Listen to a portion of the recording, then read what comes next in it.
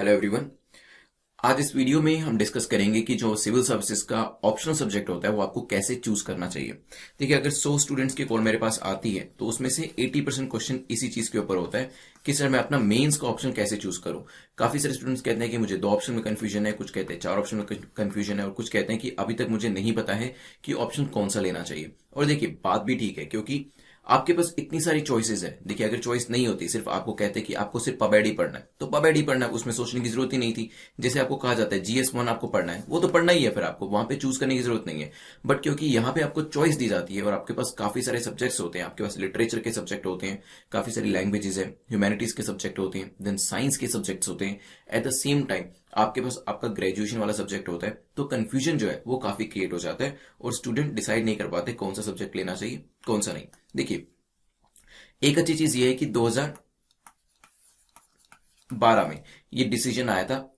इससे पहले 2 option subjects हुआ करते थे, लेकिन 2013 का जो एग्जाम था तब से एक ऑप्शन को लाया गया, तो 2 की जगह 1 कर दिया गया और कुछ हद तक कंफ्यूजन कम होगी। पहले आपको एक तरीके के 2 डिसीजन लेने पड़ते थे, एक फर्स्ट ऑप्शन चूज करना पड़ता था, एक सेकेंड। एटलीस्ट अब वो इशू तो नहीं है, अब आपको एक ही ऑप्शन को चूज करना है। But yes, it is one of the most difficult question as well as it is going to be one of the most difficult decision for you, क्योंकि इससे डिसाइड होगा कि आपका जो सिलेक्शन है लार्जली वो होगा या नहीं होगा, और होगा तो मेरिट में आपका नाम कहां पर आएगा। चलिए देखिए, कुछ मिथ्स भी हैं इसको लेकर जो कि आपको अवॉइड करने हैं। जैसे कि सबसे पहले तो अपने फ्रेंड से पूछना बंद कर दीजिए कि आपको कौन सा ऑप्शनल लेना चाहिए, ठीक है। क्योंकि देखिए, अगर फ्रेंड से पूछ के लेंगे, हो सकता है उसका जो माइंड है, उसका जो ब्रेन है वो अलग तरीके से काम करता है, तो हो सकता है उसको सोशियोलॉजी अच्छा लगता हो, और मे बी आपका जो माइंड है वो ज्यादा साइंटिफिक है, आपको कोई साइंस का सब्जेक्ट जो है वो ज्यादा बेटर लगे। इसीलिए जो आपके फ्रेंड्स ले रहे हैं उनके बेसिस पे अपने ऑप्शन को चूज बिल्कुल भी मत करिएगा, क्योंकि यहां पर आप एक मिस्टेक कर देंगे बहुत बड़ी। सेकंड, कुछ स्टूडेंट्स होते हैं जो कि कोचिंग इंस्टीट्यूट में जाते हैं, वहां पे क्या करते हैं, GS में अपने आप को एनरोल कराते हैं और वहीं उन्हीं लोगों से पूछने की मुझे बताइए ऑप्शनल कौन सा लेना चाहिए। ये तो अपने आप में सबसे बड़ी बेवकूफी हो जाएगी, क्योंकि कोचिंग इंस्टीट्यूट से बिल्कुल मत पूछिए, क्योंकि जो ऑप्शनल है वो आपके कोचिंग इंस्टीट्यूट ने नहीं पढ़ना है, वो आपने पढ़ना है, तो आपको डिसाइड करना पड़ेगा कि आपको ऑप्शन कौन सा लेना है। कोचिंग इंस्टीट्यूट वाले वही ऑप्शन आपको बताने की कोशिश करेंगे जिसकी कोचिंग वो प्रोवाइड करते हैं। अगर उनके पास 5 ही सब्जेक्ट की कोचिंग है तो कोशिश करेंगे उन 5 में से एक आपको चिपकाने की, which should not happen. So do not ask your friends, do not ask any coaching institute, because it has to be your decision, it has to be your and your decision only.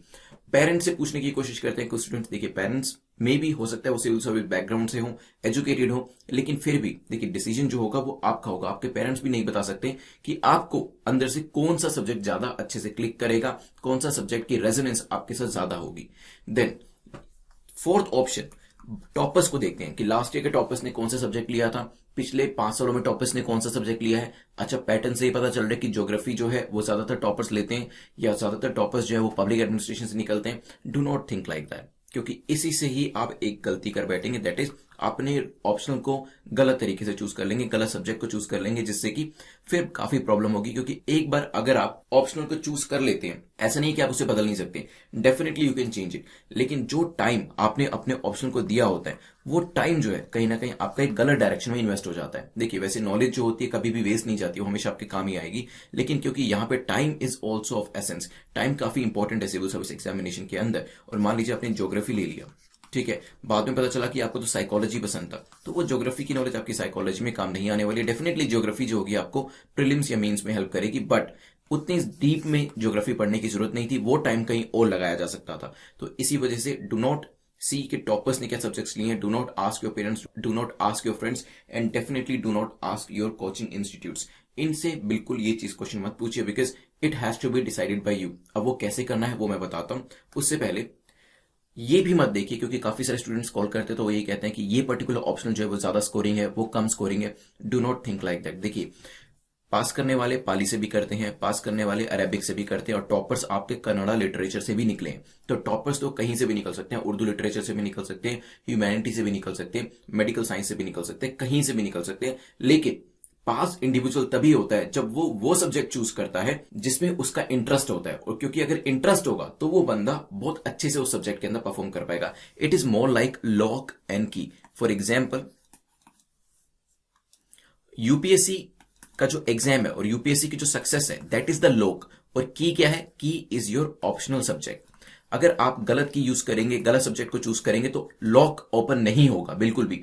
लेकिन अगर आपने सही subject को choose किया, मतलब आपने सही की, सही चाबी को यूज किया, तो ताला खुल जाएगा। ठीक है, तो यहां पे इसी वजह से सबसे क्रूशियल डिसीजन होता है। और यहां पे देखा गया कि टॉपर्स किसी भी सब्जेक्ट से निकल सकते हैं। ऐसा नहीं है कि एक पर्टिकुलर पब्लिक एडमिनिस्ट्रेशन है या फिर सिर्फ हिस्ट्री आपके सामने है या सिर्फ एंथ्रोपोलॉजी है, उसी से ही टॉपर्स निकलेंगे, ऐसा बिल्कुल भी नहीं है। आप चाहें तो लास्ट ईयर के जो टॉपर्स है उनको टॉप 10 टॉपर्स, टॉप 100 को देख सकते हैं। आपको पता चलेगा कि जो टॉपर्स है वो हर सब्जेक्ट से निकले हुए हैं। इट मींस कोई भी सब्जेक्ट बुरा या अच्छा नहीं है, कोई भी सब्जेक्ट स्कोरिंग या लेस स्कोरिंग नहीं है। आप अगर एक ऐसा सब्जेक्ट चूज करते हैं जिसकी तरफ आपका रुझान ज्यादा है, तो आप उसमें बेटर परफॉर्म कर पाएंगे कंपेयर टू द सब्जेक्ट जो आप किसी के इन्फ्लुएंस में आके लेंगे। ठीक है, चलिए। So no subject is good और बैड, ये चीज अपने दिमाग में बिठा लीजिए। अब आता है कि चूज कैसे करें। देखिए, सबसे पहले तो आप अपने ग्रेजुएशन के सब्जेक्ट को देखें। अगर आपको लगता है कि जो ग्रेजुएशन में सब्जेक्ट आपने पढ़ा है उसमें आपका इंटरेस्ट है, तो डेफिनेटली वहां पे बात ही खत्म होगी। अगर आप उसमें इंटरेस्ट रखते हैं, रुचि रखते हैं, आपको लगता है कि यस, ये सब्जेक्ट ऐसा है जो मैं पढ़ूंगा और मैंने जब ग्रेजुएशन कर रहा था तब भी इसे काफी अच्छे से पढ़ा है और मैंने लिया भी इसे इसी वजह से था क्योंकि मैं काफी इंटरेस्टेड था इस सब्जेक्ट में, तो आप उस सब्जेक्ट को चूज कर सकते हैं। फॉर एग्जाम्पल, अगर आपने इकोनॉमिक्स से ग्रेजुएशन किया तो डेफिनेटली इकोनॉमिक्स में अगर आपका रुझान है, आपको लगता है कि मुझे अच्छा लगता है पढ़ना, तो आप ले सकते हैं। अगर आपने हिस्ट्री में किया है तो वो ले सकते हैं। अगर आपने इंजीनियरिंग में जो भी सब्जेक्ट लिया है तो स्पेसिफिक उस सब्जेक्ट को ले सकते हैं। मेरे एक फ्रेंड थे, उन्होंने वो ही इज एन एमबीबीएस और उन्होंने मेडिकल साइंस से ही इस एग्जाम को क्रैक किया। तो उस तरीके से आपके लिए कहानी बहुत ईजी हो जाती है कंपेयर टू अदर एस्पिरेंट्स जो कि ग्रेजुएशन के कंपैरिजन में अपना सब्जेक्ट अलग लेते हैं। लेकिन एक चीज जरूर ध्यान रखिएगा, ग्रेजुएशन का सब्जेक्ट आपको तभी लेना है जब आप यू आर 100% श्योर कि आप उसमें काफी ज्यादा इंटरेस्टेड हैं और आप इस एग्जाम को, अपने सब्जेक्ट को ज्यादा से ज्यादा पढ़ के क्रैक कर लेंगे। ठीक है, फॉर एग्जाम्पल, जैसे मैं आपको अपना एग्जाम्पल दूं, मैंने ग्रेजुएशन किया है कॉमर्स विद मैथ्स के अंदर। ठीक है, और स्टार्टिंग में मुझे लग रहा था कि मुझे कॉमर्स ही लेना चाहिए बिकॉज मैं काफी इंटरेस्टेड था कॉमर्स के अंदर। लेकिन कॉमर्स के अलावा भी एक दो सब्जेक्ट्स थी जो मुझे लग रहा था कि शायद उनको भी मैं ले सकता हूं। तीन चार ऑप्शंस थे मेरे दिमाग में, तो उनको मैं एक्सप्लोर करना चाहता था। एक तो कॉमर्स था, एक मेरे दिमाग में साइकोलॉजी था, एक सोशियोलॉजी था, एक फिलोसफी था। तो इन चार में से मुझे दो ऑप्शनल चूज करने थे क्योंकि उस टाइम पर दो ऑप्शंस लिए जाते थे। ठीक है, तो तब मैंने क्या किया, मैंने साइकोलॉजी, सोशियोलॉजी, फिलोसफी पढ़ा। तो मुझे लगा कि फिलोसफी को अभी रहने देते हैं। जब मैंने साइकोलॉजी और सोशियोलॉजी पढ़ा तब मुझे लगा कि ये जो दो सब्जेक्ट्स हैं मुझे काफी अच्छे लगे पढ़ने के अंदर। मैंने इनकी एनसीईआरटीज पढ़ी, मैंने सिलेबस देखा, तो मुझे काफी अच्छा लगा ये सब्जेक्ट्स पढ़ के। और वहां पे मैंने डिसाइड किया कि कॉमर्स थोड़ा सा मेरे लिए बोरिंग हो जाएगा, मैं कुछ ऐसा पढ़ना चाहता हूं जो बिल्कुल कंप्लीटली मेरे लिए नया हो। ऐसा नहीं है कि कॉमर्स में मेरा इंटरेस्ट नहीं था, कॉमर्स में मैंने ग्रेजुएशन करा था तो मुझे काफी इंटरेस्टिंग लगता था अकाउंटेंसी पढ़ना, टैक्सेशन पढ़ना। लेकिन अभी जो मेरा इंटरेस्ट था वो थोड़ा थोड़ा शिफ्ट हो रहा था। जब मैंने साइकोलॉजी पढ़ी, सोशियोलॉजी पढ़ी, सोसाइटी के बारे में पढ़ा, द हिंदू उन दिनों में कॉलेज में ही था, लास्ट ईयर में था, पढ़ ही रहा था, तो मेरा जो इंटरेस्ट था वो सोशल इश्यूज की तरफ, साइकोलॉजी की तरफ ज्यादा इंक्रीज हो रहा था और साइकोलॉजी में भी सोशल साइकोलॉजी की तरफ ज्यादा। तो मुझे कहीं ना कहीं ये चीज पता चल गई कि मुझे साइकोलॉजी और सोशियोलॉजी लेना चाहिए। ठीक है, और यही स्ट्रेटेजी मैं आपको भी बताता हूं। अगर आप 100% श्योर है ग्रेजुएशन सब्जेक्ट पढ़ना चाहते हैं तो उसे ले लीजिए, फिर तो आपका कंफ्यूजन ही खत्म। लेकिन अगर आपको लगता है ग्रेजुएशन सब्जेक्ट के अलावा भी कुछ और लिया जा सकता है तो उसे एक्सप्लोर जरूर करें। और जब एक्सप्लोर करना होता है उसके लिए 3 स्टेप प्रोसेस होता है, और वो प्रोसेस है, सबसे पहले तो उस सब्जेक्ट का सिलेबस पढ़े। फॉर एग्जाम्पल, आपको लगता है हिस्ट्री में से, हिस्ट्री ज्योग्राफी भी आपको पसंद है, देन आपको सोशियोलॉजी भी पसंद है, एंड देन एक सब्जेक्ट मान लीजिए कि आपको इंग्लिश लिटरेचर पसंद है। ठीक है, अब इन 4 सब्जेक्ट्स में आपको हो रहा है डाउट। अब आप क्या करना चाहिए, आपको सबसे पहले तो सिलेबस पढ़ना चाहिए। जब आपने सिलेबस पढ़ा तो आपको ये समझ में आया कि इंग्लिश लिटरेचर उतना भी अच्छा नहीं लग रहा है जितना मैं सोच रहा था जब मैंने सुना इंग्लिश लिटरेचर के बारे में। और मेरी इंग्लिश अच्छी है, अगर आपको ऐसा लगता है, तो मुझे लगा कि शायद मैं कर लूंगा। लेकिन सिलेबस देखने के बाद मुझे लगता है नहीं, इंग्लिश ज्यादा अच्छे से नहीं हो पाएगा, तो छोड़ देते हैं इसको। अब कितने आपके पास सब्जेक्ट बचे? आपके पास बचा एक हिस्ट्री, एक पढ़ा ज्योग्राफी और एक है सोशियोलॉजी। अब आपने क्या करना है, इनकी बेसिक एनसीईआरटीज पढ़नी है। जब आपने एनसीईआरटीज पढ़ी तो आपको समझ में आया कि हिस्ट्री को छोड़ा जा सकता है। हिस्ट्री वैसे भी मैं प्रीलिम्स में पढ़ लूंगा और इतना ज्यादा इंटरेस्टिंग भी नहीं लग रही है। और यहाँ पे आपने ज्योग्राफी को भी एलिमिनेट कर दिया। कहीं ना कहीं आपको सोशियोलॉजी के अंदर फॉर एग्जांपल इंटरेस्ट आया, तो आपको समझ में आ गया एनसीईआरटी और सिलेबस देखने के बाद कि सोशियोलॉजी वो एक सब्जेक्ट हो सकता है। मान लीजिए इस स्टेप में भी आपको डाउट होता है, आपको लगता है कि सोशियोलॉजी और ज्योग्राफी में अभी भी मुझे डाउट है कि दोनों में से कौन सा लेना चाहिए। तो वहां पे बात आती है इंक्लिनेशन की, कि आपको देखना है कि झुकाव आपका ज्यादा किस तरफ से हो रहा है। एंड बिलीव मी, इस चीज का आंसर, ये जो थर्ड स्टेप है, इसका आंसर दुनिया में और कोई भी नहीं दे सकता। ना मैं दे सकता हूं, ना कोई और टीचर दे सकता है, ना आपके पेरेंट्स दे सकते हैं, ना आपका बेस्ट फ्रेंड दे सकता है। आपका इंक्लिनेशन किस साइड है, उसका आंसर इस दुनिया में सिर्फ एक ही इंडिविजुअल दे सकता है, एंड दैट इज यू। आप ही अपने लिए इस चीज को आंसर कर सकते हैं कि आपका जो झुकाव है वो ज्योग्राफी की तरफ ज्यादा हो रहा है या सोशियोलॉजी की तरफ ज्यादा हो रहा है, और वही चीज आपको लेनी चाहिए जो कि आपको ज्यादा इंटरेस्टिंग लग रही है, ठीक है। क्योंकि अगर इंटरेस्ट नहीं होगा तो उसको ज्यादा अच्छे से पढ़ नहीं पाएंगे, थोड़े दिन के बाद बोर हो जाएंगे और फिर वो बुक्स ऐसी की ऐसी पड़ी रहेंगी। सब्जेक्ट ऐसा लेना है आपको जो 1 2 3 साल भी आपको पढ़ना पड़े तो बोरियत ना आए उसके अंदर, आपका इंटरेस्ट बना रहे। अदरवाइज पूरी जर्नी जो है यूपीएससी की, आप जानते हैं काफी सी कुछ इस तरीके से जर्नी है इसकी, ऊपर नीचे काफी उतार चढ़ाव आते हैं। तो अगर ऑप्शनल भी आपका परेशानी करेगा आपको, तो ये उतार चढ़ाव में जो उतार है ये और भी ज्यादा नीचे चला जाएगा और तब प्रॉब्लम हो सकती है। देयरफॉर हमें अपने पूरे के पूरे एनवायरमेंट को एक तरीके से, पूरे एटमॉस्फेयर को सपोर्टिव बनाना है, और वहां पर आपका ऑप्शनल जो है वो काफी इंपॉर्टेंट रोल प्ले करेगा। जिसमें आपको बताता हूं, अपना एक एग्जांपल देता हूं। जब मैंने फर्स्ट और सेकंड अटेम्प्ट मेरा नहीं हुआ था तो थोड़ा बहुत लग रहा था, थोड़ा बहुत मैं डाउन फील कर रहा था फॉर श्योर।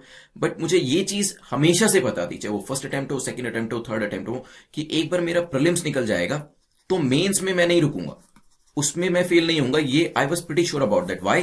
क्योंकि मेरे पास दो चीजें थी। फर्स्ट, मेरा ऑप्शनल साइकोलॉजी, मुझे पता था कि इसके अंदर मैं काफी अच्छा स्कोर कर सकता हूं। दूसरे थे मेरे राइटिंग स्किल्स, और मुझे मतलब पूरा आप कह सकते हैं 100% कॉन्फिडेंस था अपने राइटिंग स्किल्स के ऊपर कि इन दोनों एरियाज, ये दीज आर माई स्ट्रेंथ्स, ठीक है, ये तो मेरी स्ट्रेंथ्स है। तो जब मेंस में मैं जाऊंगा तो मेरे राइटिंग स्किल्स मेरे को जीएस में भी हेल्प करेंगे और साइकोलॉजी में भी हेल्प करेंगे, और साइकोलॉजी जो मेरा सब्जेक्ट है वो तो मेरा कोर एरिया है ही, वहां पर तो वैसे ही मुझे कोई डिफीट नहीं कर सकता है। तो ये जो दो एरियाज थे, इसकी वजह से मुझे थर्ड अटेम्प्ट देने का, आप कह सकते हैं एक तरीके से एनकरेजमेंट मिला। जब प्रीलिम्स क्रैक हुआ, आई वाज श्योर कि मेंस में तो मेरे को अच्छा परफॉर्म करना ही है, एंड जो मैंने सोचा था वही यहां पर हुआ। क्योंकि मेरा सब्जेक्ट जो था, ऑप्शनल सब्जेक्ट जो था, वो काफी सपोर्टिव था, मुझे उसे पढ़ने में मजा आता था, 1% भी मुझे बोरिंग नहीं लगता था। रात में मैं तो टाइम निकालता था कि जीएस में से कुछ टाइम निकल के मैं साइकोलॉजी को पढ़ने में लगा दूं, और राइटिंग स्किल्स भी अच्छे थे। तो मेंस जो था फर्स्ट अटेम्प्ट में ही हो गया, तो उसमें मुझे परेशानी नहीं हुई। तो आपका जो ऑप्शनल होता है वो आपका जो कॉन्फिडेंस है वो मेक भी कर सकता है और ब्रेक भी कर सकता है। So whether it will instill confidence in you और whether it will break your confidence, वो डिसाइड किया जाता है कि आपके अपने ऑप्शनल के साथ कैसी रिलेशनशिप है। और इसलिए मैं कहता हूं इंटरेस्ट होगा तो ही अच्छे रिलेशनशिप आपके अपने ऑप्शनल के साथ बन पाएंगे, और फिर एक कॉन्फिडेंस आ पाएगा कि ठीक है, प्रीलिम्स नहीं भी हुआ, जब भी मेंस में मौका मिलेगा, सवाल ही नहीं उठता है कि मेरा मेंस जो एग्जाम है वो ना हो, क्योंकि मुझे कॉन्फिडेंस है अपने राइटिंग स्किल्स के ऊपर। एंड इन दिस केस जो हम अभी वीडियो में डिस्कस करें, मुझे कॉन्फिडेंस है अपने किसके ऊपर, ऑप्शनल सब्जेक्ट के ऊपर, कि ये मुझे पास करा के ही छोड़ेगा, ठीक है। देयरफॉर जो ऑप्शनल चूज करने का पूरा प्रोसेस है वो मैंने आपको बता दिया है। So it has to be syllabus को देखिए, एनसीईआरटी को देखिए, एंड फाइनली फिर भी 2 सब्जेक्ट्स में कंफ्यूजन आपका बच जाता है तो आपको देखना पड़ेगा सेल्फ अवेयरनेस करके आपको क्या चीज ज्यादा सूट करती है, आपका रुझान ज्यादा किस तरफ है। देखिए, कोई भी इंडिविजुअल जो है वो सभी सब्जेक्ट्स के अंदर अच्छा नहीं हो सकता, कोई भी इंडिविजुअल सभी सब्जेक्ट्स के अंदर बुरा भी नहीं हो सकता, but yes, always there will be 1 और 2 सब्जेक्ट्स, 1 या 2 सब्जेक्ट्स हमेशा ऐसे होंगे जिसके अंदर आप बेस्ट हो सकते हो। क्योंकि यहां पे आप हो सकते हैं कुछ सब्जेक्ट्स के अंदर गुड हो, कुछ में बैड हो, लेकिन 1 या 2 सब्जेक्ट्स ऐसे जरूर होंगे जिसमें आप बेस्ट ऑफ द बेस्ट होंगे, और वही आपको सर्च करने हैं। अब तो आपको 2 भी नहीं करने, सिर्फ उस एक सब्जेक्ट को फाइंड आउट करना है, और तरीका मैंने आपको बता दिया है जिसमें आप बेस्ट परफॉर्म कर सके। बिकॉज जब यूपीएससी में आप जाएंगे वहां पर आपसे बेस्ट आपकी परफॉर्मेंस ही एक्सपेक्ट करी जाती है। सो आई होप आप इस सिलेबस एनसीईआरटी इंक्लिनेशन का जो मेथड है इसको फॉलो करेंगे, और you will figure it out कि कौन सा सब्जेक्ट आपको चूज करना चाहिए। Thanks for watching this video. I will see in the next video. Have a nice day.